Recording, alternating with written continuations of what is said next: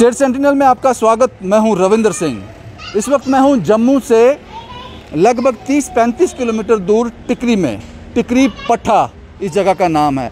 आपको याद होगा मैंने एक स्टोरी आपको दिखाई थी ज्योति की, जिसकी 2 बच्चियां थी और पति की मृत्यु हो गई थी। वो ट्रक ड्राइवर थे। घर के हालात ऐसे बने कि घर वालों ने परेशान करना शुरू कर दिया था। हालात बद से बदतर हो गए थे। मारपीट होती थी और बड़ा कुछ कहा जाता था। मैं वापस उन बातों में जाना नहीं चाहता। आपको ज्योति की स्टोरी याद होगी टिकरी से। स्टोरी का असर हुआ था जनाब, स्टोरी का असर हुआ। यहाँ का जो प्रशासन है वो भी हरकत में आया था। तहसीलदार साहब ने इस पूरे परिवार को ज्योति के साथ बुलाया था अपने ऑफिस में और ये एश्योर किया था कि 2-3 दिन के अंदर अंदर जो भी इनकी ज़मीन इनके हिस्से में आती है इनको दे दी जाएगी, क्योंकि 2 मासूम बच्चियां हैं ज्योति की, बिल्कुल छोटी छोटी है। मैं दिखाऊंगा अभी आपको। उस 2-3 दिन को आज 2 महीने से ज़्यादा हो गए हैं। तहसीलदार साहब के पास वक्त नहीं है, उनके कुछ और काम होंगे, मसरूफ़ होंगे, लेकिन ये भी काम है और बड़ा इम्पोर्टेंट काम है। कुछ ज़िंदगियां जुड़ी हुई हैं इस फैसले के साथ और वो तहसीलदार साहब ही कर सकते हैं। अगर ये खुद से कर सकते तो अब तक हो गया होता। आना चाहिए था उनको आना चाहिए था। नहीं आए। अब मैं ज्योति से मिलाता हूँ। उम्मीद थी उसको उम्मीद थी, लेकिन उसकी चीज़ें अभी भी ख़राब हैं। ये ज्योति है, यहाँ पर दर्जी का काम करती है। इसी से इसकी अर्निंग है। और मैं आपको ज्योति की बच्चियों से भी मिलाऊंगा। ये छोटे छोटे बच्चे हैं। ये 2 बेटियां हैं ज्योति की। ये बेटा है, एक बेटा है, एक बेटी है। इसकी उम्र कितनी है? 6 साल। इसकी 6 साल। नाम क्या है इसका? आपका नाम क्या बच्चा? मन्नत है। मेरा बच्चा कौन सी क्लास में पढ़ता है? सैनिक स्कूल में पढ़ता है। और ये है छोटा बेटा। इसकी उम्र कितनी है? 5 साल की। ये 2 जिम्मेदारियां हैं ज्योति की। इन बच्चों के सिवा ज्योति का कोई नहीं है। इसलिए कह रहा हूं कि बाकी परिवार जो है वो इनके साथ नहीं है। मैंने कहानी आपको बताई थी इनकी पूरी। ज्योति जी, जब आपकी कहानी मैंने बताई थी, आपने मुझे बताया था कि तहसीलदार साहब ने बुलाया है हमें अपने ऑफिस बुलाया है। शायद इस वक्त को 2 महीने हो गए हैं इस बात को।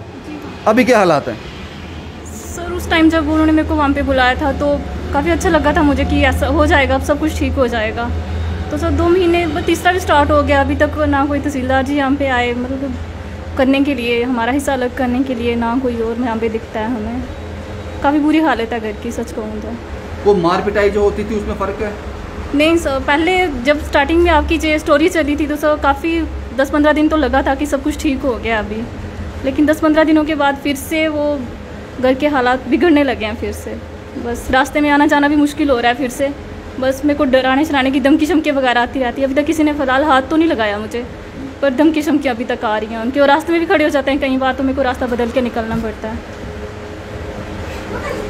वो जो बात हुई थी ज़मीन की कि सबके हिस्से में कोई 5.5 पौने 6 कनाल जो ज़मीन आएगी, तहसीलदार साहब ने कहा था कि जल्दी इनके हिस्से हो जाएंगे। हाँ सर, कहा तो था, पर अभी 2 महीने कंप्लीट हो गए हैं सर। तीसरा भी स्टार्ट हो गया। मैं भी फ़ोन करके थक गई हूँ सर। वो कहते हैं अभी मैं बिज़ी हूँ कहीं पे, जहाँ किसी से भी कोई बात करते हैं सर आगे टाल मटोल कर देते हैं। आगे की कोई हो नहीं रहा है कुछ भी सर। मेरे क्या बोल रहे थे कितनी देर में मैं आऊँगा करूँगा? सर उस दिन तो उन्होंने बोला था 3 दिनों में सब कुछ हो जाएगा। 3 दिनों में? हाँ सर, पर अभी तक तो कुछ भी नहीं हुआ वहाँ पे। ना कोई आया ना कुछ सर। उल्टा जो अपने पास थी, जो 2-3 जो थे हमारे पास खेतों में, जो हम मक्की शक्की लगा लेते थे सर, अभी तो वो भी नहीं है।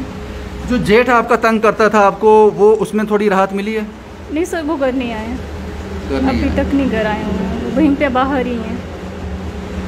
क्या चाहते हो आप कि वो ज़मीन मिलनी चाहिए? हाँ सर, ज़मीन तो मिलनी चाहिए मुझे। उल्टा कहीं बच्चों के लिए दूध लगाया हुआ, कम से कम वही खेतों से मैं उनको घास दे दूँ, कम से कम बच्चों का दूध तो मिल जाएगा ना। तो अभी उस ज़मीन आपकी किसी काम नहीं आ रही है? नहीं सर, आप खाली पड़ी हुई है, आप खुद देख लो। जाने नहीं देते उसमें? कोई भी तो नहीं जा रहा है वहाँ पे, कोई भी नहीं जा रहा वहाँ पे ना। वो तो उन्होंने अपने वो जानवर वगैरह बांधे हुए हैं खेतों में, मेरा तो कुछ भी नहीं है। मैं तो रास्ते से जाना भी मुश्किल होता है, कहते हैं तो हमारा ये करिए, घास तोड़ रही है, ये करिए, इधर उधर की बातें होती रहती हैं। मृत्यु कितनी देर होगी? सर 3 साल पूरे हो गए हैं। 3 साल? जी हाँ सर। आपकी कोई पेंशन लगी है, विडो पेंशन? नहीं सर, कोई पेंशन नहीं लगी है, कहते हैं 40 के बाद लगती है। पर सर एक मेरी गुजारिश है आपके से नेटवर्क से, सर अगर मानते हैं हम 40 साल तक कोई लेडीज़ है तो उनको डाउट होता है कि आप बताइए शादी कर ले या कुछ कर ले, तो सर अगर ठीक है हम शादी कर लेते हैं या कुछ भी करते हैं, हमारी गवर्नमेंट को ये डाउट होगा। सर इतना तो कर सकते हैं ना, जो बच्चे होते हैं कम से कम सर उनको 18 साल तक कुछ ना कुछ गवर्नमेंट ने उनकी पेंशन लगा देनी चाहिए। कल को माँ शादी भी कर लेते 18 के साथ उनकी बंद हो जाएगी, 18 तक उनको तो मिलेगी ना सर। अगर कल माँ शादी नहीं करती है तो सर 40 के बाद अगर बच्चों की करती है तो माँ के हिस्से में आ जाएगी। अगर माँ शादी कर लेती है तो चलो ठीक है सर, बच्चों की तो लगी रहेगी ना, इससे बच्चों को तो बाप नहीं मिलेगा ना सर। ये बड़ी बदकिस्मती है, ये बड़ी बदकिस्मती है हमारे सिस्टम की। जो एक बार पैटर्न सेट हो जाता है उसको रिव्यू नहीं किया जाता, उसका फीडबैक नहीं लिया जाता, क्योंकि ये 40 साल का जो मसला है ना पेंशन का, विडो पेंशन का, इससे काफ़ी लोग परेशान हैं। लेकिन चलो वो तो हम प्रशासन के ध्यान में ये बात लाएंगे। लेकिन सबसे बड़ा सवाल ये है कि आप क्या चाहते हो तहसीलदार साहब? आप चाहते हो कि घर में वही हालात फिर से पैदा हो? क्योंकि इस ज्योति ने जब लास्ट टाइम मुझे कॉल किया था रात को 1 बजे, ज्योति ने मुझसे कहा था कि मैं कुछ गलत कदम उठाने जा रही हूं। हमने स्टोरी की, आप हरकत में आए, परिवार को बुलाया, आश्वासन दिया कि 3 से 4 दिन में सबको अपनी अपनी ज़मीन बांट कर दे दी जाएगी। 3 भाई हैं, इनके पति की मृत्यु हो गई है, 2 भाई और 1 ज्योति का हिस्सा बनता है। आपने कुछ फैसले किए थे कि 3 दिन के अंदर सब कुछ हो जाएगा, फिर ये अपनी ज़मीन के साथ जो मर्जी करे, जो इसका हक है। लेकिन उस 3 दिन में आपने कहा था, आज 2 महीने हो चले हैं, किस चीज़ का इंतज़ार कर रहे हैं आप? हालात फिर से घूम के सर्कल वहीं पे आ जाए? ये कमजोरी है हमारे प्रशासन की, आपको आना चाहिए था। समझ आती है बात कि आप कोविड-19 के चलते कहीं व्यस्त होंगे, लेकिन 2 महीने चीजें मुश्किल है जनाब। अब सेंटर में मोदी गवर्नमेंट है, आपको जवाब देना पड़ेगा। आप क्यों नहीं आए ज्योति के पास 3 दिन में? कारण क्या है? आपको जवाब देना चाहिए। ये लाचार बेबस के वही एक ज़मीन जो है वो इसका सरमाया है, इसके बच्चों का वहां से अर्निंग होगा। इसने कहा मैं वहां की घास ही बेचूंगी। क्यों जनाब, कारण बता दो। जब ये स्टोरी ऑन एयर हुई थी आज से 2 महीने पहले, आपने विद इन डेज एक्शन किए थे, इन लोगों को बुलाया था, एश्योर किया था। अगर कल को कुछ 19-20 कुछ गलत होता है ज्योति के साथ, उसके रिस्पॉन्सिबल आप लोग भी होंगे प्रशासन में बैठे हुए। आप लोगों की लापरवाहियां भी हैं, आप लोगों की लापरवाहियां हैं। नहीं तो इन 2 महीनों का हिसाब दीजिए जनाब। अभी भी वक्त गया नहीं है, आपको आना चाहिए यहां पे। ज्योति की ज़मीन, इनके जेठों की ज़मीन अलग अलग कर कर आप इनको दे दीजिए, इनका हक इनको दे दीजिए, इससे पहले कि चीज़ें खराब हो जाएं। मैंने पहले आपसे कहा था कि स्टेट सेंटिनल जो है पलट के आता है,